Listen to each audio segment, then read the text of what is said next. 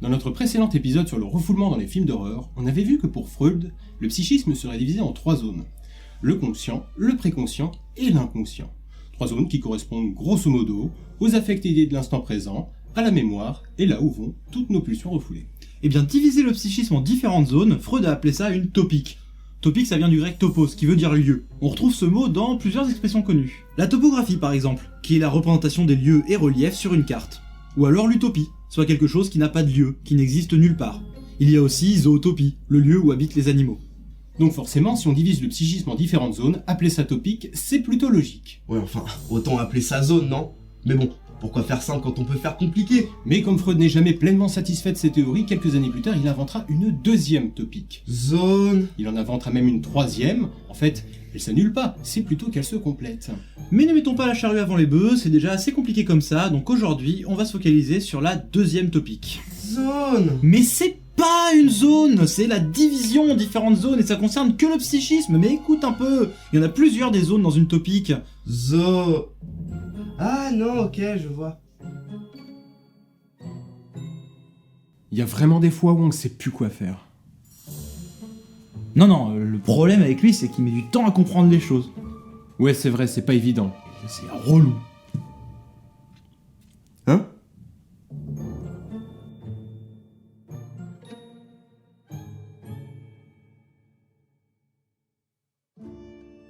Pourquoi rajouter une deuxième topique à la théorie psychanalytique?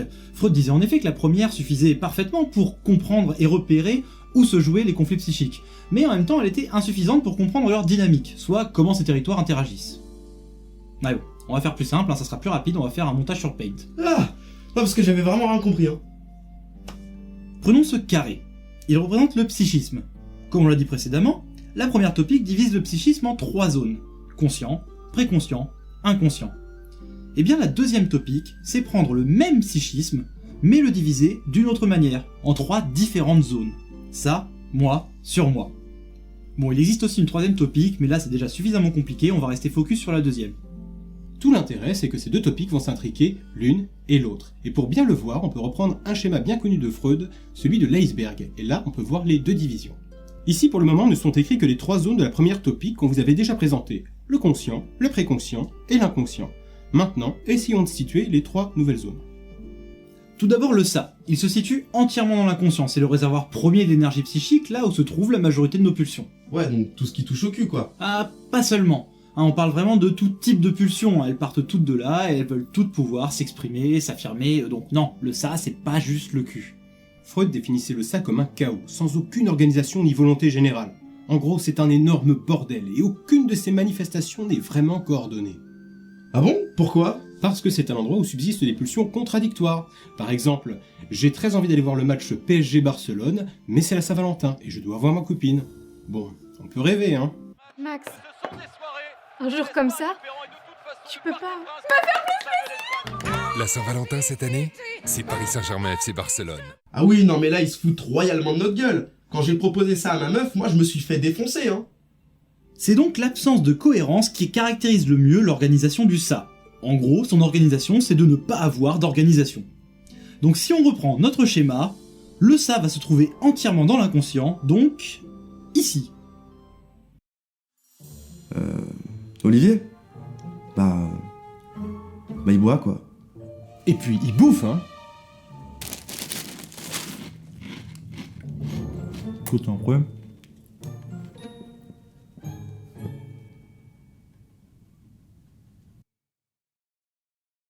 Et le surmoi alors? Qu'est-ce que c'est? Les membres de ce corps étaient à la fois policiers, jurés et bourreaux. C'étaient les juges. Ouais, c'est une bonne définition du surmoi, ça. Le surmoi, c'est un peu la conscience morale. C'est lui le garant des différentes lois qu'on a intégrées au fil de notre parcours. D'ailleurs, si jamais on enfreint ces lois, on sera poursuivi par un désagréable sentiment de culpabilité. Imagine-toi par exemple, tu couches avec une personne qui est déjà en couple. Bon, dans la plupart des cas, les gens s'en foutent pas mal de coucher avec une personne qui est en couple si c'est l'autre personne qui en a envie, qui en a exprimé le désir. Mais si jamais cette autre personne est en couple avec un de tes potes, bah là, ça va peut-être te faire remonter un énorme sentiment de culpabilité après coup, parce que ça viendra du surmoi et que t'auras bafoué une règle, peut-être implicite, que t'auras fixée avec ce proche. Alors bien sûr, tout le monde ne réagira pas de la même manière à chaque événement, parce qu'on n'a pas tous intégré les mêmes lois depuis l'enfance. La dernière fois on vous parlait de refoulement, et ça aussi, c'est l'influence du surmoi. Parce que le surmoi, il va non seulement t'interdire de faire certaines choses, mais il va carrément t'empêcher de te les représenter.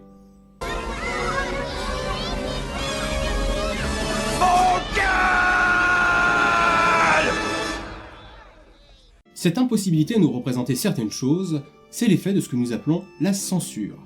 Et comme toute censure, ça vient du fait qu'il y a quelque chose au-dessus de nous. Alors en psychanalyse, nous l'appelons sur-moi, dans le sens au-dessus de moi, et ça expliquerait le sentiment d'être observé, voire même d'être contrôlé, comme si on était vu d'en haut. Le surmoi, c'est donc ce boss qui va t'empêcher de réaliser certains désirs conscients, parce qu'interdits par une loi. Mais il va également empêcher certaines pulsions du ça de s'exprimer, avant même qu'elles parviennent à la conscience. Si on reprend donc le schéma du début, on peut dire que le surmoi sera actif aussi bien dans le conscient que dans l'inconscient. Il se situera donc là. Hendrik, lui, comment dire... Bonjour. Combien pour votre casque prussien? Il est carré, quoi. Vous savez, moi, psychoquac, tant que ça file. Ouais, enfin, on s'y fait, quoi. C'est juste que... des fois, c'est pas facile à vivre, quoi.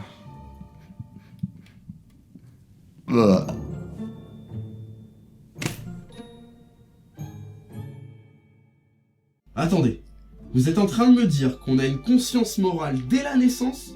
Genre quand on est bébé, on a déjà des lois en nous qu'on doit respecter? D'où? Non, on dit pas ça. Le surmoi, on ne l'a pas dès la naissance. Si vous avez vu notre épisode sur la castration, vous pourrez vous rappeler qu'on a dit que c'est quand l'enfant sort de l'Oedipe qu'il va pouvoir intérioriser l'interdit parental, ce que nous on appelle la figure paternelle. Ça, c'est ce qu'on récolte quand on fait des bêtises avec les yakuza. Rentre chez ta mère. Oui, bon, on a mis cet extrait parce qu'on a marre que les gens considèrent que la psychanalyse soit binaire et misogyne. La figure paternelle, c'est pas forcément un homme. Bordel! En gros, le surmoi, cette petite voix qui va te dissuader de réaliser certains de tes désirs, elle va aider les enfants à renoncer à leurs désirs incestueux. Sinon, ils auraient pas la force de les mettre de côté. Faut bien y mettre du sien, non? On le répète, on n'a pas tous le même surmoi parce qu'on n'a pas intégré les mêmes interdits dans nos vies. Il y a plusieurs figures qu'on a croisées durant notre parcours, que ce soit des amis, les parents, des profs, une religion pour certains, et même l'interdit social. Qu'est-ce que je vous ai donc fait pour que vous me parliez avec aussi peu de respect? Ok, et moi dans tout ça? Le moi. Ah oui. Le moi, c'est celui qui joue le rôle de médiateur. En gros, le moi, il est un peu le cul entre deux chaises. D'un côté, il doit faire face au surmoi qui fait pression avec toutes les exigences que ça implique, et d'un autre côté, il y a les exigences contradictoires du ça. Et en plus de ça, il doit scoltiner le rapport aux autres et au monde extérieur. Parce que quand quelqu'un te parle, c'est à ton moi qu'il s'adresse. You know, my mom is actually from Napa. I didn't know that. Yeah. I never knew my mother. Sorry to hear that, John. I'm a bastard. Okay, but you don't have to call yourself that, though. Et comme le moi se trouve complètement entre les exigences du ça et celles du surmoi, ça va le mettre dans une situation de dépendance, voire même de servitude, face à ces deux entités. Donc, si on devait terminer notre schéma, on va placer le moi ici. Il sera donc en bordure du ça et du surmoi, autant dans le conscient et dans le préconscient que dans l'inconscient. Ce qui s'explique simplement par le fait que notre routine quotidienne la plus normale est faite d'automatisme, c'est-à-dire de processus inconscients. Alors le ça, le moi et le surmoi, comment est-ce qu'ils sont intriqués? Eh bien tout d'abord il y a le ça, réservoir principal de l'énergie pulsionnelle, qui va faire pression sur le moi le plus possible pour qu'il laisse exprimer toutes les pulsions sans aucune retenue. Pour contrebalancer et mettre à distance les pulsions les plus inconciliables, le surmoi jouera le rôle de garde-fou. Mais c'est vrai que des fois il sera un peu trop exigeant, voire même culpabilisant. Le moi, quant à lui, il est là pour trouver une position d'équilibre entre le surmoi et le ça, parce qu'ils sont tout le temps en conflit tous les deux. Et comme ils ont des exigences complètement opposées, la plupart du temps, tout ce que peut faire le moi, c'est d'essayer de trouver la solution la plus conciliante. Oui, je vois très bien à quoi vous pensez. Toi, tu te dis, on n'a qu'à dire la vérité à la cible, youpi. Et toi, on n'a qu'à lui couper les couilles. Eh ben non, on va faire ça à ma façon, parce que ma façon, c'est la meilleure. Guillaume, lui, il est con. Qu'est-ce que vous voulez que je vous dise? Il est con. Mais au moins, ça met fin aux engueulades. Bon alors Olivier, pour commencer, tu vas virer ton pied de la chaise, et puis ensuite, combien de fois je t'ai dit de ne pas finir la dernière part de gâteau? Ça ne se fait pas! casse-couille, putain. Bon, Guillaume, dis quelque chose s'il te plaît. Bon déjà, c'était un gâteau ou une tarte? Ah, vous voyez? C'était ça la solution.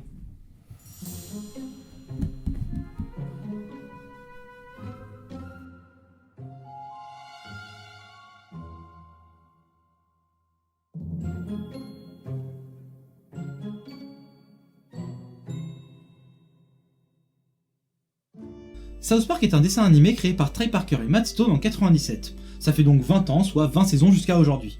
South Park, c'est une petite ville du Colorado dans laquelle se déroulent toutes les histoires, la plupart du temps sans grand lien les unes avec les autres. Dans cette série, nous suivons les aventures complètement what the fuckesques de 4 enfants de 8 ans, j'ai nommé Kenny, Stan, Kyle et Eric Cartman.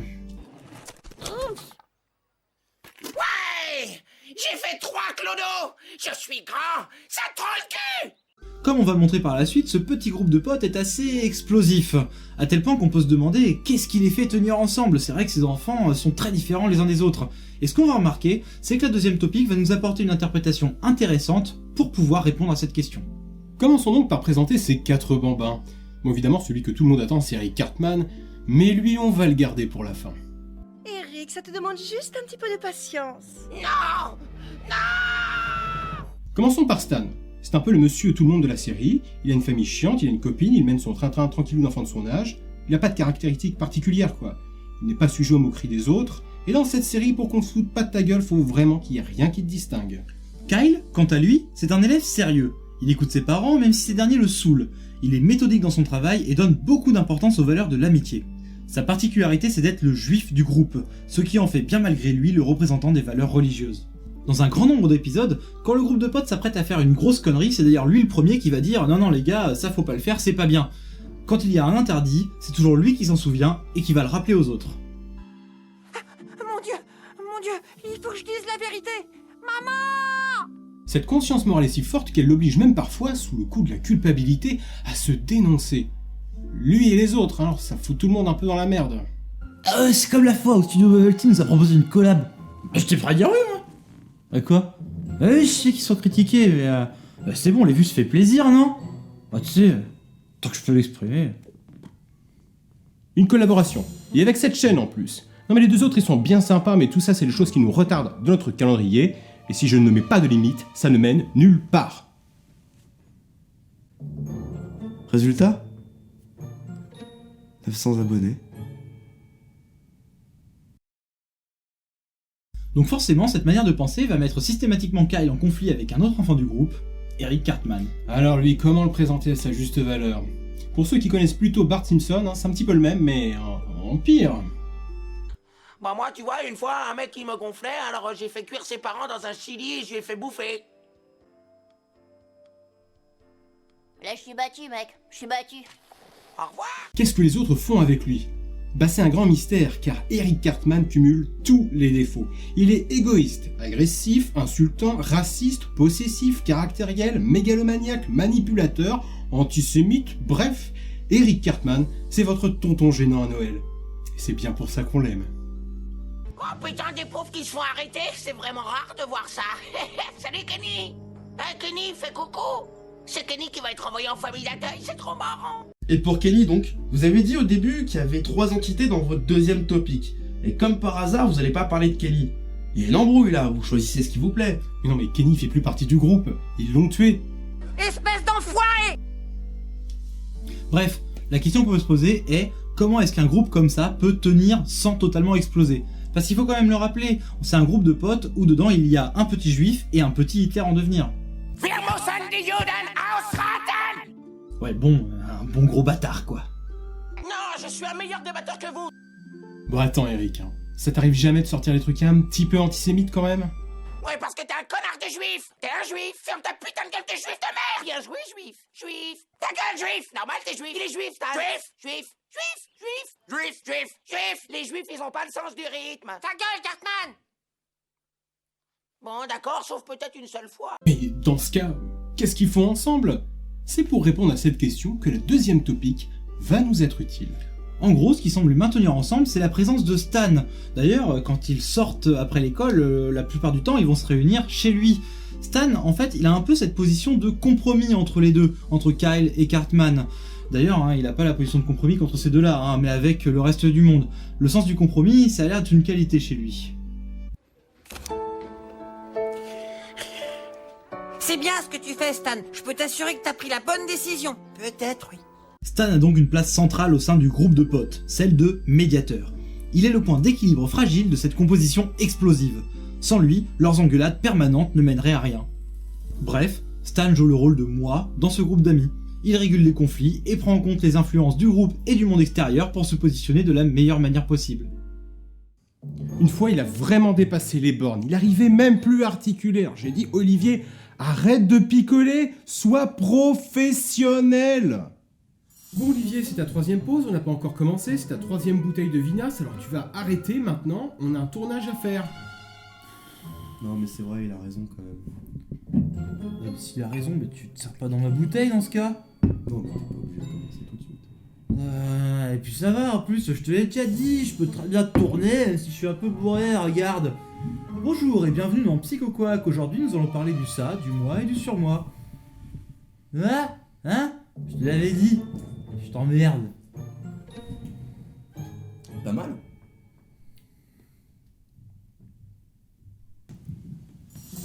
Merci. Bah, j'essaie toujours de les réconcilier, trouver un équilibre, quoi. Mais bon, ils sont jamais d'accord. Ah putain, c'est dégueulasse. Donc si Stan joue le rôle de moi dans la bande, ça veut dire que le ça et le surmoi ne sont pas très loin. Kyle joue plutôt le rôle de moralisateur dans le groupe. Il conclut d'ailleurs un grand nombre d'épisodes par une morale ou une leçon de vie, ce qui, au vu du dessin animé, est plutôt intriguant quand même. Et chaque mésaventure que subit le groupe va affiner son jugement moral. S'il y a une censure à South Park, c'est lui qui en est le porte-parole. C'est celui qui va partir du principe qu'il faut respecter la loi, qu'elle soit morale, familiale ou religieuse. Bon bref, vous l'aurez compris, Kyle, c'est celui qui va jouer le rôle du surmoi dans l'équipe. Bon, il n'y a pas que lui qui va jouer ce rôle, parce que à South Park, des figures surmoïques, il y en a plein d'autres. Pauvre connard! Je vais te tuer! Ça, c'est l'esprit, les garçons. C'est bien, laissez parler votre testostérone. Bon, elles sont pas très convaincantes non plus. Et pourquoi forcément Kyle? Pourquoi lui et pas un autre? Bah, souviens-toi, on avait dit que ce qui donnait naissance au surmoi, c'était la sortie de l'Oedipe et la soumission à la figure paternelle. Et bah justement, l'Oedipe, qu'est-ce qui permet d'en sortir? Ah oui, c'est la castration. Exactement, et si Kyle a le surmoi le plus développé, c'est peut-être justement parce que c'est lui qui est le plus accepté cette épreuve de la castration. Ouais, c'est une tradition chez les juifs, ça s'appelle la circonspection. Putain! Ah, ça, c'est craignos! Couper des zizi, c'est craignos! Alors que quand on regarde sous l'angle de la castration, on voit qu'Eric Cartman, il est plutôt loin d'en faire l'expérience. Tu auras tout ce que tu voudras. Il a une mère qui lui cède absolument tout. Ce qui explique donc pourquoi il a tant de mal à supporter le manque. Le sevrage pour lui, c'est encore dur. Cartman, c'est le pulsionnel du groupe. C'est celui qui veut tout de suite réaliser l'impulsion qu'il traverse, même si c'est complètement irréalisable.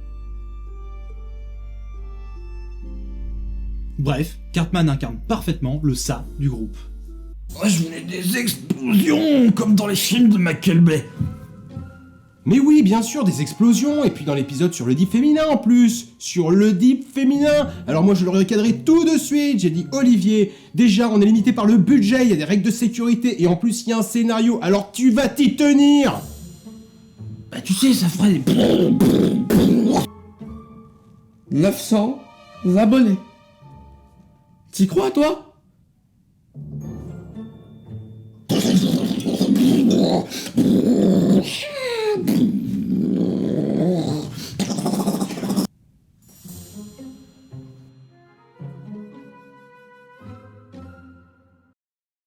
Et quand Freud disait que dans le ça régnait un véritable chaos, c'est un peu ce à quoi les rêveries d'Eric Cartman font penser.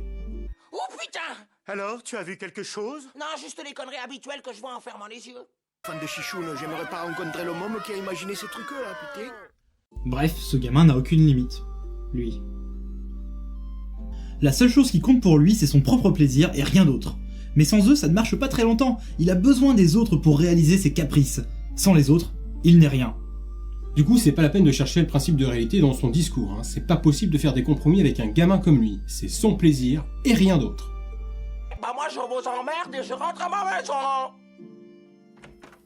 Cartman lance aussi plein de projets farfelus et s'efforce de prendre les commandes du groupe. Ce qu'il commence toujours par faire, évidemment, c'est d'essayer d'évincer Kyle, parce qu'il sait d'avance que ce dernier va contester son autorité. Le lien est logique, celui qui incarne le ça va forcément être en conflit avec celui qui incarne le surmoi.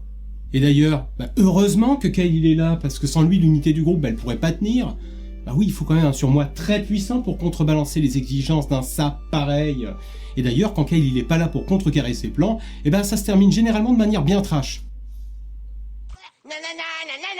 Je t'ai fait bouffer tes parents, Vieux, je crois qu'on a intérêt à plus jamais foutre Cartman en colère. On peut donc voir en quoi la deuxième topic nous aide à mieux comprendre le fonctionnement de ce groupe de potes dans South Park. On a d'un côté Cartman, le ça du groupe, le pulsionnel, et de l'autre côté, Kyle, le surmoi du groupe, qui va tout le temps chercher à contrecarrer ses plans. Et au milieu de tout ça, il y aura Stan, le médiateur. Ah ouais, donc vous allez vraiment rien dire sur Kenny ? Bon allez, si ça peut te faire plaisir, abordons Kenny. Kenny, c'est celui qu'on n'entend jamais et celui qu'on ne comprend pas. Il meurt dans plus de 3/4 des épisodes, parfois au tout début. Il est plus suiveur que leader, mais ça ne l'empêche pas d'avoir une personnalité bien à lui. Il est pauvre, ses parents sont chômeurs, alcooliques, ils sont un labo de maître dans le jardin. Bref, Kenny et sa famille incarnent tout ce que la société et les enfants ne veulent surtout pas devenir. La saleté, les fringues de merde, la misère quoi. On n'en a pas de Nintendo, on a une ColecoVision branchée sur notre télé en noir et blanc. En gros, Kenny représente tout ce que les habitants de South Park cherchent à refouler. En même temps, c'est pas le seul parallèle entre Kenny et le refoulement. Il s'intéresse à la sexualité, il s'y connaît d'ailleurs très bien, il sait comment on fait les bébés, ce que c'est un finger bang, il a déjà chopé la syphilis, bref, il est tourné vers des choses qui sont plutôt réservées aux adultes. Kenny, t'aurais pas une idée de ce qui a pu arriver à mon Playboy ? Bref, Kenny a des fantasmes qui ne sont pas du tout ceux des autres enfants du groupe. Ce qui l'intéresse, c'est les trucs d'ado, le sexe, la drogue, tout ça quoi. Il y a aussi un truc très intéressant qu'on peut être en lien entre Kenny et le refoulement. On remarque que dans ses jeux d'aventure, il aime beaucoup incarner le rôle de la princesse, c'est-à-dire de la figure féminine que les autres cherchent à refouler. C'est ce qu'on voit très bien dans le jeu, le bâton de la vérité. Don't ask why Kenny wanted to be a chick, it's just how he seems to be rolling right now. Et en parlant de personnages qu'il aime incarner, ce qu'on sait du prochain jeu qui va sortir, c'est que Kenny va encore une fois jouer le personnage de Mysterion, qui est le super-héros le plus énigmatique de tous. C'est d'ailleurs parce qu'il personnifie si bien le refoulé, autant pour les adultes que pour les enfants, qu'on peut le considérer comme le plus absent de la série. Pour les adultes, Kenny n'est pas compréhensible, seuls les enfants arrivent à capter ce qu'il dit. La raison est simple, c'est que nous, adultes, refusons d'entendre ce genre de choses dans la bouche d'un enfant. Pour les enfants, les rêveries et les fantasmes de Kenny sont très loin du monde de l'enfance. Il est refoulé pour le coup, mais pour de vrai. Il est sacrifié parce qu'on n'a pas envie d'entendre tout ça. Mais bon, comme le refoulé revient toujours... Ah oui, lui Eugène. Ça fait depuis le dernier épisode. C'est gênant quoi.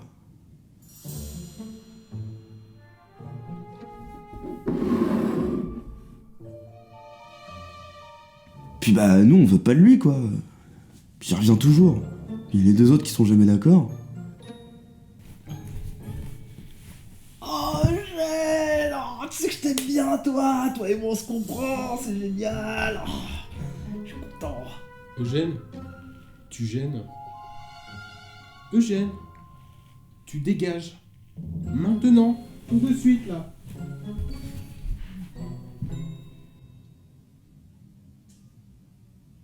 Moi je vous le dis. Je le sens pas.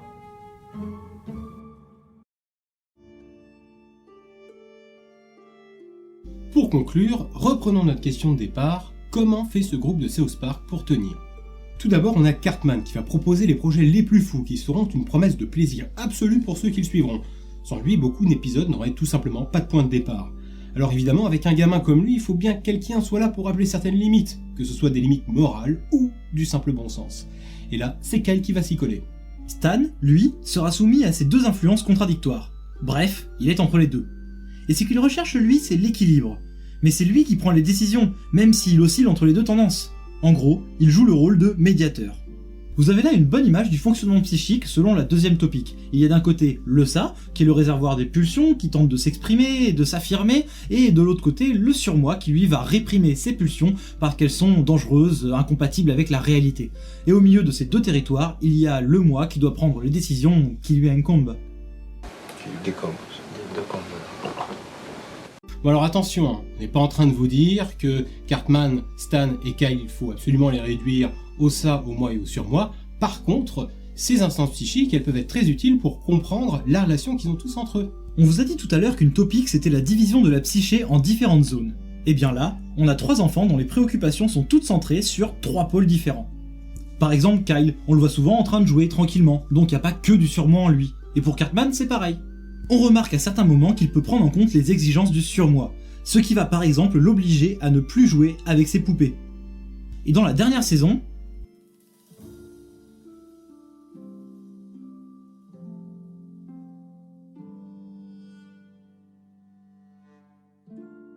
il a carrément une copine. Et qu'est-ce qui fait selon nous que Cartman peut avoir une copine ? Eh ben tout simplement, le sevrage. En effet, on lui a cassé son smartphone et son ordi, et du coup on a coupé tout lien avec les réseaux sociaux. Tout ceci a créé du manque chez lui, et comme il ressentait le manque, il a enfin pu éprouver du désir, et donc se tourner vers une fille. En tout cas, peut-être pour un temps, car si c'est comme ça sur le long terme, hélas, il ne sera plus jamais le Eric Cartman que nous avons connu et que nous aimions tant. En tout cas, pour tous ceux qui disent qu'il n'y a pas de morale dans la série South Park, eh ben ça se discute. C'est quand même une série qui aborde des sujets complexes, le plus souvent casse-gueule, et toute sa force, c'est de le faire à travers les yeux de ses enfants. Parce que pour eux, le bon sens partagé, il n'est pas aussi évident que ça paraît pour les adultes. On peut remarquer aussi que le personnage d'Eric Cartman est le plus apprécié de tous les fans. D'ailleurs, en Angleterre, en 98, un sondage a montré qu'il a été élu personnage préféré des enfants de 7 à 8 ans. Ce qui, vous vous en doutez, a dû beaucoup plaire aux parents. Les seuls en qui les enfants puissent avoir confiance, c'est moi et Jésus. Oh. Bah ouais, Eric Cartman il nous fait rigoler, et en même temps c'est pas si étonnant, il incarne parfaitement le principe de plaisir, parfaitement, c'est-à-dire sans aucune limite. Alors ça nous fait rire pour le coup, parce que nous on en a des limites. Une autre raison qui pourrait faire que ces enfants se réunissent comme ça, c'est tout simplement le jeu. Parce que ne l'oublions pas, ce sont tout simplement aussi des enfants. Hein, on n'est pas con, on va pas tout interpréter. Et le jeu ça permet quoi ? Ça leur permet de se réunir malgré leurs contradictions, et de pouvoir créer des liens, de pouvoir créer une complicité. Oui, le jeu c'est très important pour se construire, surtout pour des enfants. Et d'ailleurs, comme le disait Nietzsche, bah oui, parce que pourquoi on pourrait pas citer Nietzsche ? La maturité de l'homme, c'est d'avoir retrouvé le sérieux qu'on avait au jeu quand on était enfant. Voici donc notre interprétation qui permet de comprendre pourquoi les personnages de South Park se complètent si bien. Tout s'équilibre, leur permettant de faire groupe, tant bien que mal. Oh putain, niveau interprétation, il a à chier. Tu trouves ? D'ailleurs, on peut supposer que les créateurs de South Park seraient d'accord avec notre interprétation. Parce que ce qui se passe pour ces 3 personnages qu'on vous a décrits, c'est peut-être ce qui se passe pour chacun de nous. N'est-ce pas ? Well, technically, I'm supposed to be Stan and Matt's supposed to be Kyle. That's sort of where it all started, was like Stan was the little me and Kyle was the little Matt. But as the further we go along, we realize we're really both more Cartman. Yeah, just big fat bastards. Yeah. Mais bon, au final, je les aime bien, moi, quand même. Et puis sans eux, je serais pas là. Mais ouais, sinon, ça va. C'est juste chiant qu'on me laisse pas beaucoup de liberté, mais je les aime. Mais oui, j'aime bien être avec eux. Ils ont besoin de moi. C'est juste que je suis pas sur eux tout le temps, ils font n'importe quoi. Mais on fait du bon travail ensemble. Mais bon, 900 abonnés, quoi.